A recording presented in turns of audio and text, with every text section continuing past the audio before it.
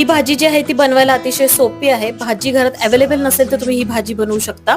तसंच बॅचलर साठी एक मस्त ऑप्शन आहे. कढई तापून घेतली, त्यामध्ये तेल घेतलेलं आहे. तेलामध्ये जिरं आणि मोहरी घातली, त्यानंतर हिंग पण थोडंसं वापरलंय. तडका चांगला तडतडल्यानंतर यामध्ये 2 कांदे मोठे घेतलेत बारीक चिरून, ते घालायचे. त्यावरती लगेचच मीठ घालायचे, म्हणजे हा कांदा चांगला परतला जातो. कांदा एकदम छान परतून घ्यायचा. एकदम गोल्डन ब्राऊन कलर आल्यानंतर आपण यामध्ये कोरडे मसाले जे असतात ते ऍड करायचे. फक्त 2च मसाले इथे वापरायचे. हळद वापरलेली आहे अर्धा चमचा आणि 2 चमचे मी इथं लाल तिखट वापरलेलं आहे. जे घरचं लाल तिखट आहे तेच घातलेलं आहे. इथे छान मस्त परत एकदा परतून घेतलंय. 2 कप भरून आपण इथे पाण्याचा वापर केलाय. किती लपतपी आपल्याला भाजी हवी त्यानुसार पाणी वापरायचे. आणि 1 छोटी वाटी इथं दाण्याचा कूट घेतलेला आहे. दाणे भाजून घेतलेत आणि ते बारीक करून घेतलेले आहेत.